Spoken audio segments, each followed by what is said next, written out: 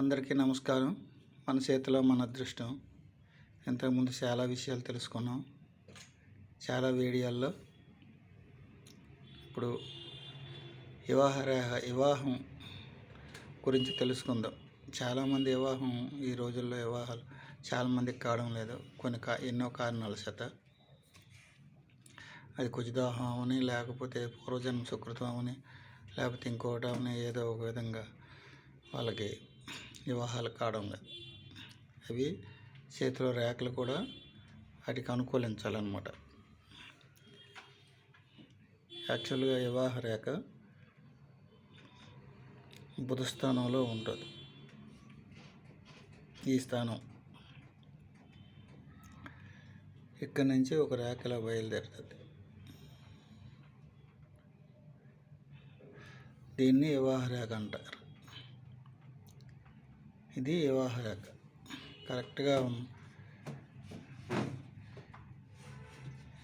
ఏ ఆటంకాలు లేకుండా కరెక్ట్గా ఉంది కాబట్టి దీన్ని వివాహ రేఖ.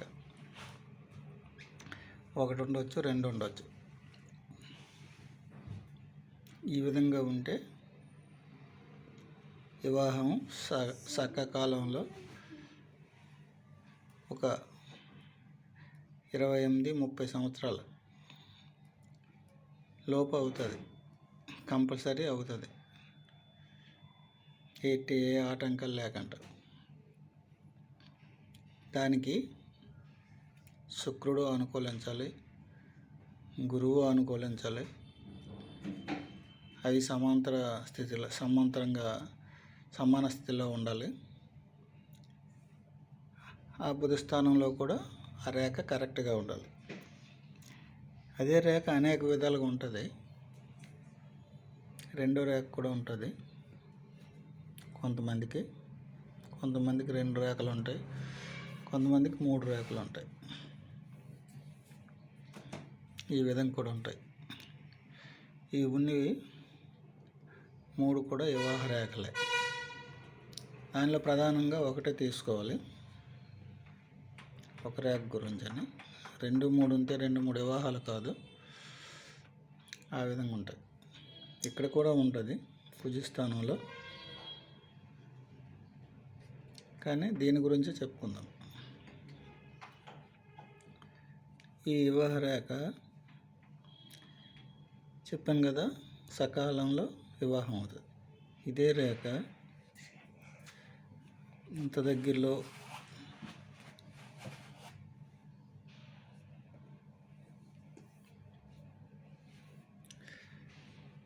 హృదయ రేఖకి అంత దగ్గరలో ఉన్నదనుకోండి, చాలామందికి కొంత తొందరలో వివాహాలు అవుతాయి అన్నమాట. చాలా తొందరగా దగ్గర సంబంధాలు, మేనత్త కూతుర్లు, మేనమామ కూతుర్లు ఉంటారు కదా, ఆ దగ్గర సంబంధాలు తొందరగా చేస్తుంటారు. ఆ విధంగా ఉంటాయి. ఇదే రేఖ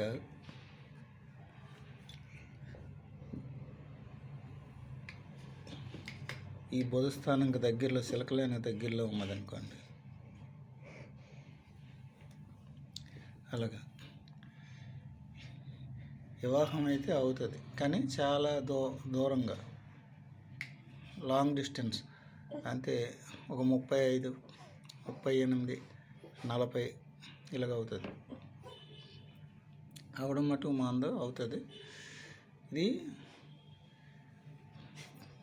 కుడి చేతిలో చూసుకోవాలి మగవాళ్ళకి, ఆడవాళ్ళకి ఎడమ చేయి చూసుకోవాలి.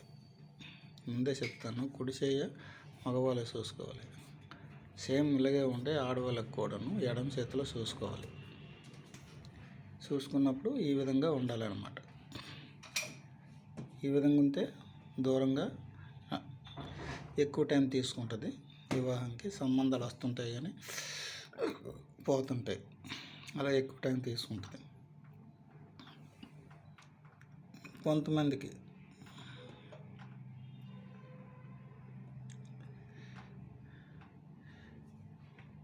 వివాహ రేఖ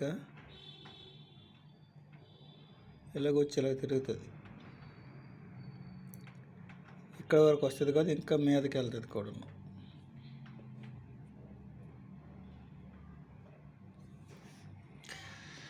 ఈ విధంగా ఉంటుంది చూడండి.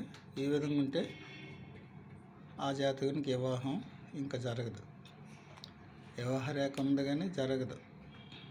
అది ఇంకా జీవితంలో ఒకవేళ పొరపాటు చేసి బలవంతంగా జరిగినే వాళ్ళు విడిపోతారు, ఎన్నాళ్ళు ఉండరు. ఈ విధంగా ఉన్నట్టు ఇది ఒక రేఖ ఇలాగ ఉంటుంది.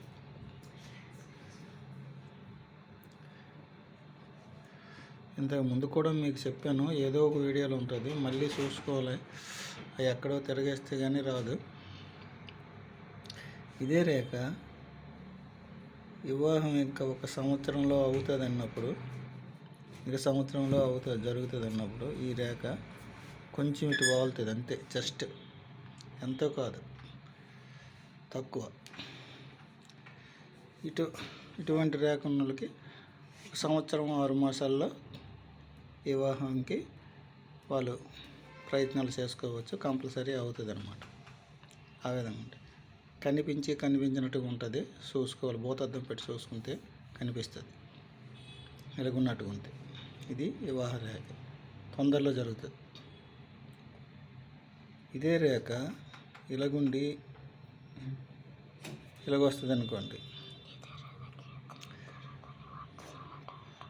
వాళ్ళకి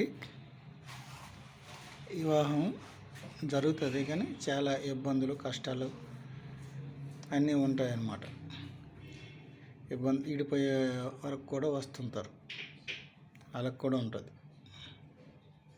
ఏ కారణం వల్ల. ఇదే రేఖ ఇంకా కొంచెం ఇలాగ వచ్చిందనుకోండి, అలా తిరిగిందనుకోండి, అది మాట చతుర్భుజం అనుకోకండి. అలాగే రేఖ తిరిగి వచ్చిన ఎక్కడి నుంచి ఇటు వెళ్ళినా, ఎక్కడి నుంచి ఇటు వచ్చినా, ఇది కుజిస్థానం కాబట్టి ఇది కూడా వివాహం జరుగుతుంది. కోర్టు కేసులు, గొడవలు, వివాహం అయిన 2-3 నెలల నుంచే గొడవలు, కోర్టు కేసులు ఇలాంటివన్నీ అవుతుంటాయి, జరుగుతుంటాయి. కానీ విడిపోవడం కూడా జరుగుతుంది, విడిపోవలసి కూడా వస్తుంది ఇలాగున్నట్టుగా ఉంటుంది. అది ఈ విధంగా ఒక రేఖ.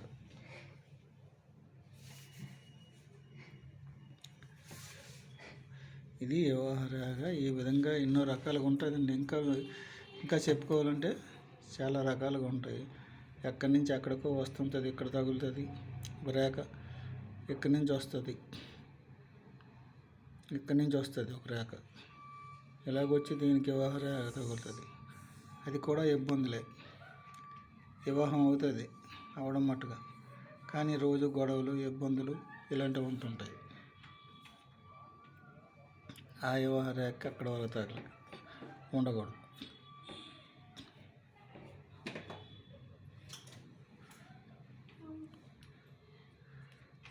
ఇక్కడి నుంచి బయలుదేరుతుంది అనుకోండి, ఇది దానికి తగలకంటే వెళ్తుంది.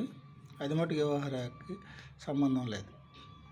అది వ్యాపార రేఖ లేకపోతే ఆరోగ్య రేఖ, ఈ విధంగా ఉంటుంది. దాన్ని ఇంతకుముందే చెప్పాను కాబట్టి ఇది మటుకు అనుకోకండి.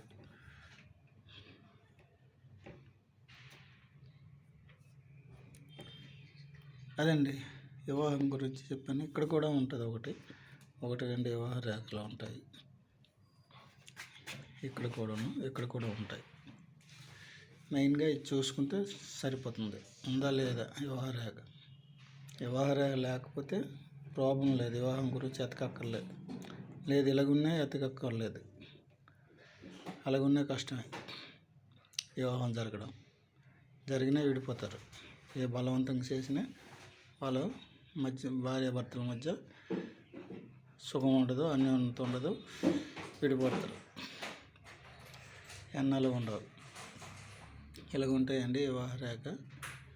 ఇంకొక రేఖ గురించి ఇంకొక వీడియోలో తెలుసుకుందాం. అందరికి నమస్కారం. ఉంటాను.